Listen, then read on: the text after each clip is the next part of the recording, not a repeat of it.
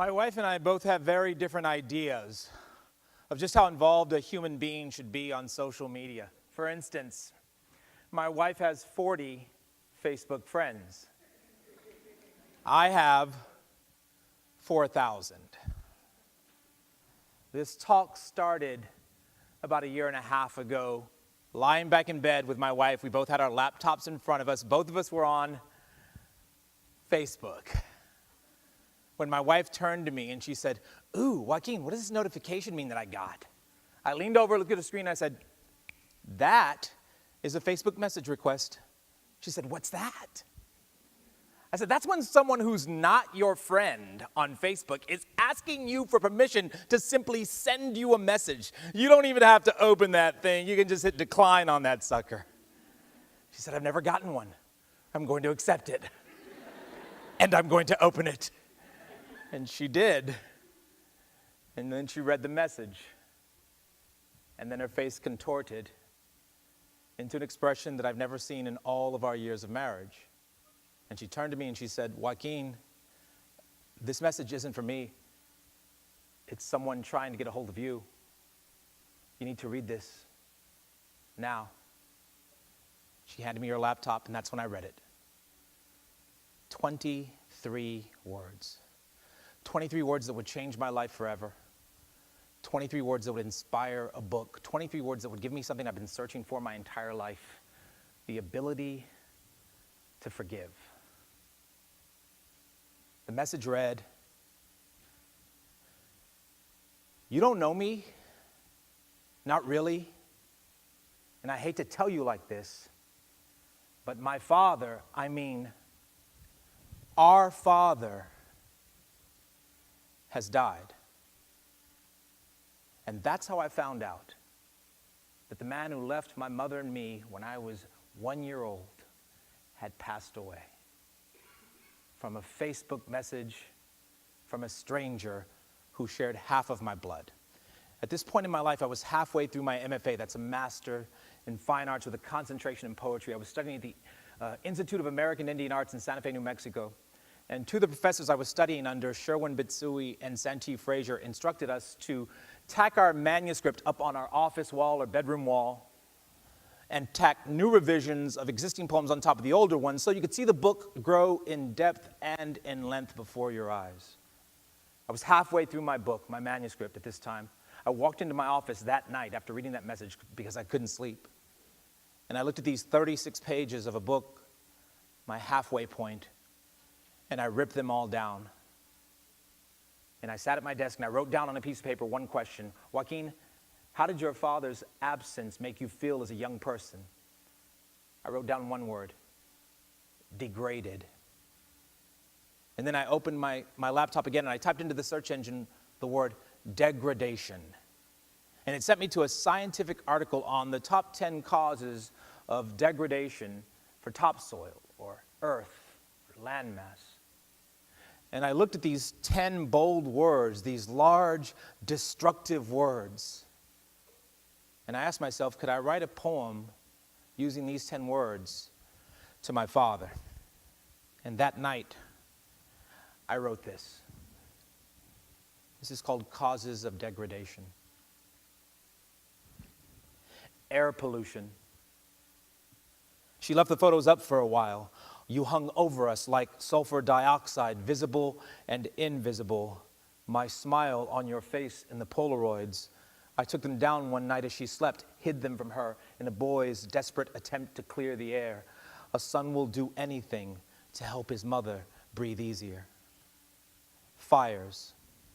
So many nights she pulled the lit, unfiltered Camel from between your lips. She told me more than once, you almost burned us to the ground as we slept. When you leave something unattended, negligently discard cigarettes, suns, and all such small things, you turn flesh into debris. The ultimate goal of the arsonist is to destroy wholly or in part. Overexploitation. You tried so hard to ruin us with your carelessness, hands covered in paint, above a once blank canvas, an over-abstraction, just a fancy word for prolonged periods of drought. Logging. You uprooted sapling, piñón, nogalito, chisos, stripped it and left it bare. There was no way to hold the soil in place. Insects.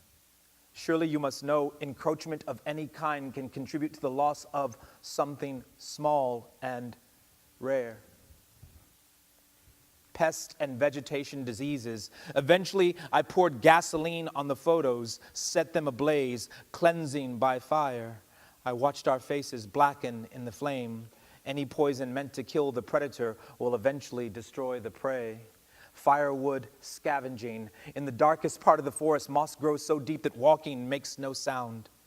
This is how you slipped away into the ink, shoes in one hand, flint in the other, silently searching for cattails, fungus, compressed flower tops to catch the spark. When you apply heat but starve it of breath, the ember becomes highly combustible. Animal foraging. If given the choice, we would rather freeze than starve. Even in winter, we would seek farther, forage longer than our fathers. We came to know intense shivering and slurred speech in an intimate way. Pasturing and overgrazing. It is uncertain how long the recovery period will last. We should have known something wild and non-native would refuse to take root in such an arid place. Industrialization. There was nothing natural about the rhythm we created. There was never a homeland to be lost. Urbanization. Fatherless boys find each other, become brothers, bound to one another by the want of blood. Though shifting variables make predictions about future growth next to impossible, some things were certain. Natural causes included earthquakes, storms, and wild boys setting photos on fire. Economic impact was a child support check that bounced. Overpopulation was 3 brothers sleeping on a fold-out couch in the living room. Extinction was a cop car parked near the corner of Bonita Boulevard and Mañana Avenue. It was all so close, so far away. I can remember as a young person feeling degraded by my father's absence. But writing these poems got me thinking a lot about my father. And yes, my father did make a choice to leave me. But writing these poems made me realize that he made that choice when he was a very young man. And as you all know, young men will sometimes do stupid, selfish things, and that does not make him a bad man. That makes him a man who did a bad thing, and there is a difference. As I was writing these poems, early in the process, they were about pain, but that quickly transmuted into forgiveness. It wasn't long into the process of writing these poems that I wrote this next one. It's called Archetypes. 3. I will tell you 3 things about my father, and one will be a lie.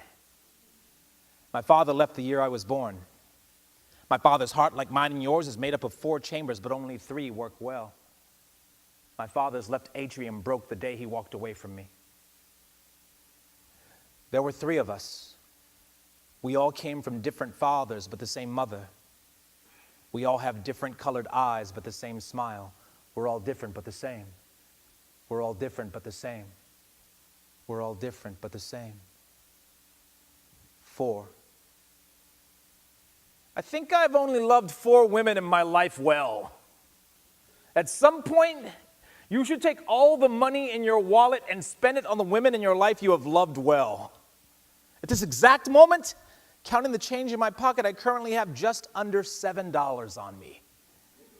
I would buy the first woman a white peach because she once moaned after biting into one. I would buy the second woman a pack of sugar-free gum because she is diabetic. I would buy the third woman a disposable camera, which seems insignificant, but oh, can you imagine the possibilities in those 24 exposures? The fourth woman, I would give this poem, as I would likely be out of money at this point. Now, this part of the poem says as much about the fourth woman's love of poetry, as it does about my ability to budget money well. I'm writing this poem in an airport. My flight lands at 4 p.m., and there's a very good chance my phone will be dead by then. When I land, I don't want to call the 4 women I've loved well. I want to call all the women I did not love well and tell them just how sorry I am I'm sorry. I'm sorry. I'm sorry. I'm sorry. 7. My favorite movie growing up as a kid was The Magnificent Seven, a remake of a classic Japanese film, The Seven Samurai. In terms of film, my favorite childhood movie is An American Bastard. But it's a good one. So am I. So are my brothers. You could teach a class on archetypal symbolism from just that film alone. The star of that film, Yul Brynner, died of lung cancer. Just before he died, he shot one of the most powerful and poignant public service announcements. That PSA ends with Yul Brynner staring into your soul from inside the black and white television, repeating 3 words, just don't smoke. I swear it must have run 7 times a night during the prime time of my youth. And though I can't be certain of it, I think those may have been Yul Brynner's last words. When I was 7, I learned that my father smoked unfiltered Camels. So did Yul Brynner. And though I can't be certain of it, I think in the end it will not be my father's actual broken heart, nor will it be his metaphorical broken heart that gets the best of him. In the end, it will be his lungs. And I, his firstborn son, will not get to be there to hold his hand when he dies. I will not get to hear his last words. I will not get to ask for or accept forgiveness. In the end, there will be only silence. I forgive you. I forgive you. I forgive you. I forgive you. I forgive you. I forgive you. I forgive you. I just found out my flight is delayed.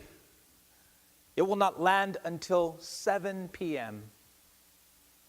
Will the women I did not love well forgive me for my silence, or those times I should have been silent but was not? Will they forgive me for my carelessness with money, or my carelessness with all 4 chambers of the human heart? Will they forgive me for loving words more than I love them? Will they forgive me for all the poems I've written about them, or all the poems I haven't written about them? I want to write a collection of 28 poems, 7 poems for each of the 4 women that I have loved well, and though I love them all, I will reserve the use of closed form for only one of them. I will write her 7 Shakespearean sonnets. No. I will write her 7 villanelles. No.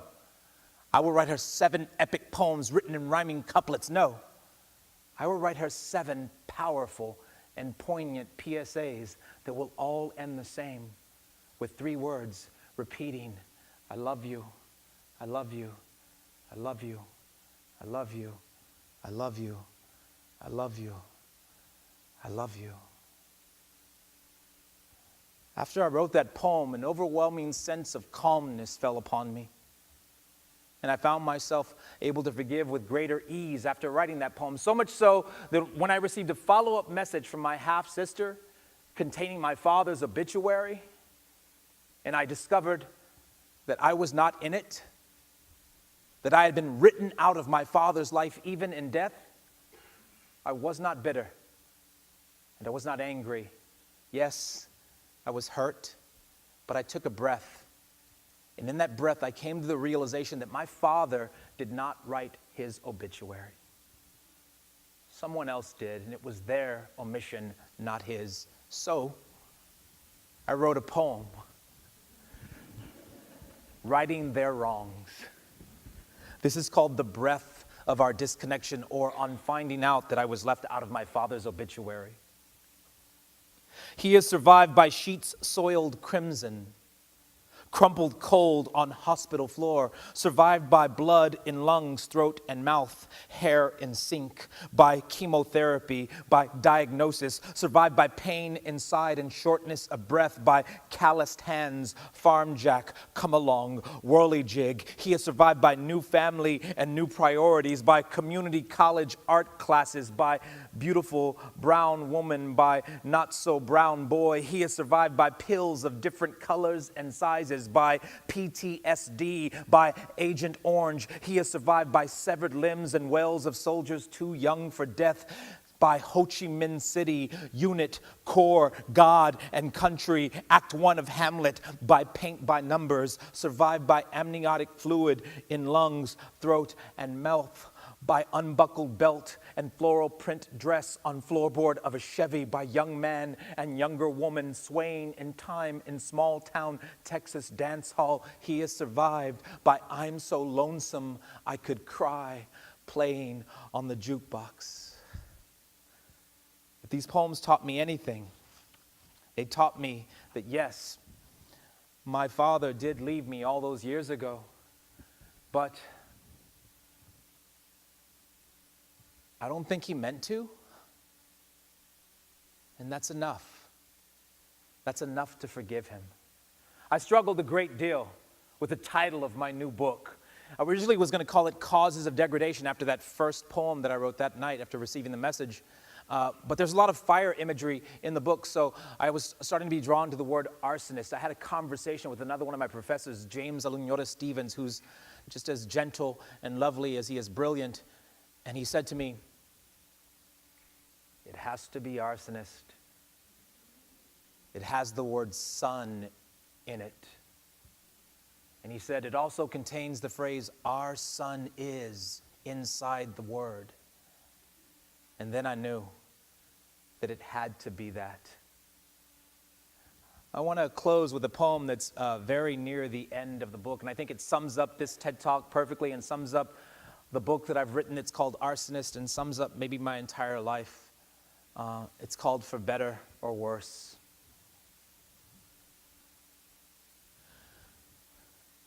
Almost a year now. What I've learned is this. My dead father is not in the dirt,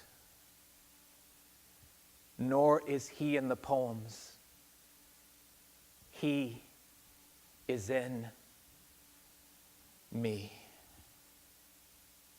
My name is Joaquín Zihuatanejo. I'm a poet and a teacher, and I am my father's son.